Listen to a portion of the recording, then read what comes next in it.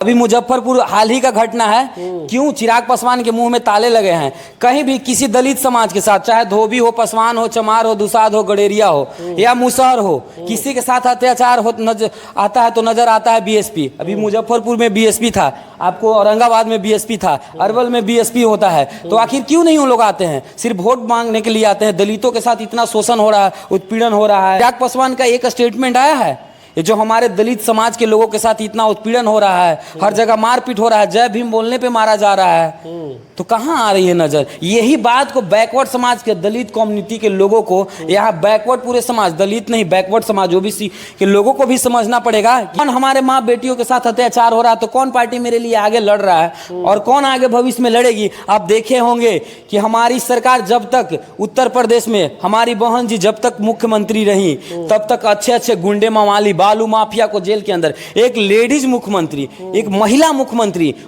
भारत की सबसे ज्यादा जनसंख्या वाली उत्तर प्रदेश में 4-4 बार मुख्यमंत्री रही, 4-4 बार सरकार बनाई, जैसे भी बनाई 4-4 बार सरकार बनाई और राजा भैया जैसे गुंडों को सलाखों के अंदर डालने की काम की। इतनी पावरफुल, इसीलिए तो आयरन लेडी कहा जाता है हमारी सुश्री बहन कुमारी मायावती जी को। दोस्तों, इसी साल बिहार में बिहार विधानसभा का चुनाव होने वाला है। बहुजन समाज पार्टी ने ऐलान किया है कि बिहार में अपने दम पे बीएसपी चुनाव लड़ेगी, लेकिन बिहार के अरवल जिला के कुर्था विधानसभा क्षेत्र में है और कुर्था विधानसभा बीएसपी के लिए गढ़ माना जाता है।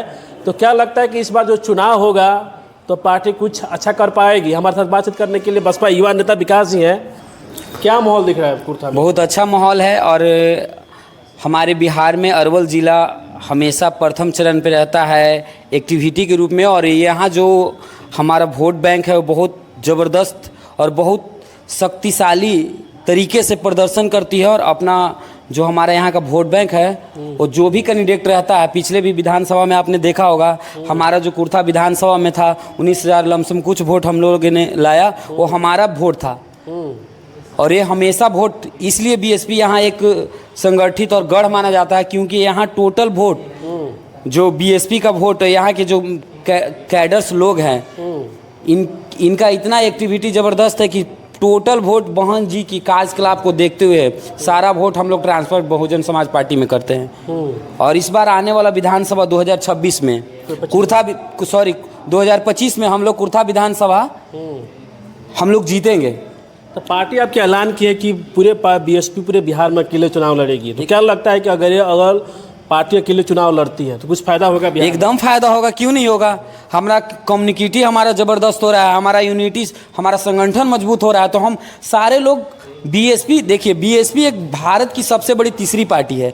हमारी बहन जी की एक ट्वीट से पूरा भारत हिल सकता है। तो यहाँ कुर्था विधानसभा में, यहाँ पे हमारे वोट बैंक में सबसे ज़्यादा वोटर है, ये हमारा पर्सनल वोट है। हमारा यहाँ पे दलित समाज में, जो हमारा समाज, जिस समाज से बहन कुमारी मायावती जी आती है, यहाँ का वोट बैंक बहुत ज़बरदस्त और हमारा वोट सबसे ज़्यादा है। तो हम क्यों नहीं अपने कुर्था विधानसभा जीतने के लिए हम क्यों नहीं अपना झंडा टाइट रखेंगे? तो अभी आपने कहा कि बहन जी जिस समाज से आती है उस समाज के लोग पूरे बीएसपी को वोट देते हैं एकदम, लेकिन बिहार में आरजेडी है, वो कहती है कि हम दलितों के हितैषी हैं। नीतीश कुमार फिलहाल मुख्यमंत्री, वो भी करेंगे हम दलितों के हितैषी हैं, ताकि इस जो वोट का है, जो दलित के हितैषी आगे पार्टी है कौन? यही तो बरगलाने की काम हो रही है ना, यही तो बरगलाने की काम हो रही है। अगर नीतीश कुमार जेडीयू हो चाहे आरजेडी हो, अगर ये दलितों के हित ऐसी होती तो हाल ही में भी औरंगाबाद में पासवान समाज की बेटी के साथ रेप हुआ। अभी मुजफ्फरपुर हाल ही का घटना है। क्यों चिराग पासवान के मुंह में ताले लगे हैं? कहीं भी किसी दलित समाज के साथ, चाहे धोबी हो, पासवान हो, चमार हो, दुसाध हो, गडेरिया हो या मुसहर हो, किसी के साथ अत्याचार हो आता है तो नजर आता है बीएसपी। अभी मुजफ्फरपुर में बीएसपी था, आपको औरंगाबाद में बीएसपी था, अरवल में बीएसपी होता है, तो आखिर क्यों नहीं उन लोग आते हैं? सिर्फ वोट मांगने के लिए आते हैं। दलितों के साथ इतना शोषण हो रहा है, उत्पीड़न हो रहा है। जनक दास वहां पे देख रहे हैं मुजफ्फरपुर में है, क्या कर लिए वो? वहां पे तो है ना एक ताकतवर नेता, वो रविदास समाज के हैं, बैकवर्ड समाज के हैं, तो क्या वो न्याय दिलवा दिए? वहां पे भी बीएसपी प्रदर्शन किया, वहां पे भी बीएसपी लड़ रही है न्याय दिलाने के लिए।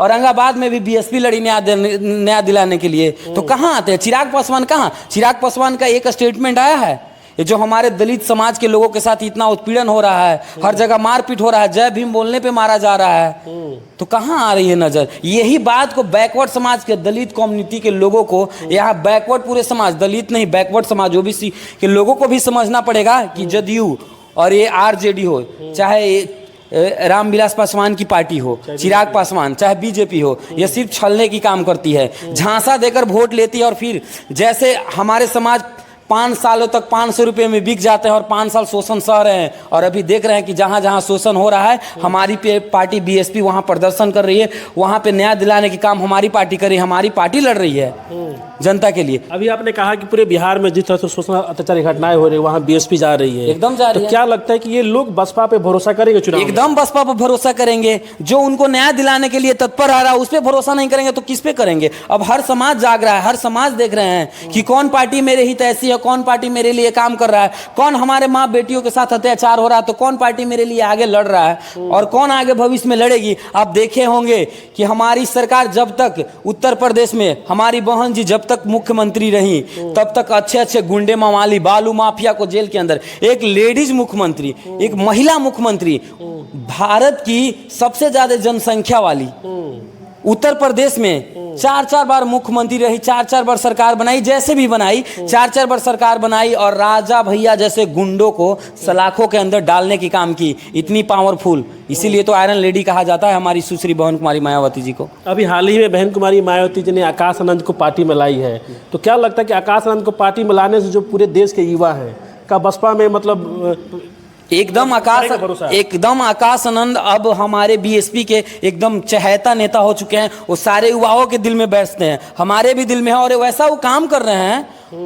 एक पढ़ा लिखा नेता है, अंगूठा छाप थोड़े नेता है। हमें जैसा उत्तराधिकारी चाहिए था वैसा हमको मिला है। वो गलत करेंगे अगर देखिए कुछ उनको ऐसा बहन जी को लगा कि नहीं ये आकाश आनंद को जिस स्टैंड पे काम करना चाहिए था उससे डिमोटिवेट हो रहा है तो पार्टी से उनको निकाल दिया गया था। ऐसे पार्टी से पद से निकाला गया, पार्टी से थोड़े निकाला गया है। वो अच्छे काम किए, फिर उन्होंने दिखाया काम करके, पार्टी से पद से अलग होकर उन्होंने अच्छा काम किया तो फिर बहन जी ने वापसी लिया। बहुत सारे नेता हैं जो अपने पद से छोड़कर या पार्टी से जाते हैं और वो अच्छे काम करते हैं तो बहन जी फिर आगमन करती है, उनको पार्टी में लेती हैं।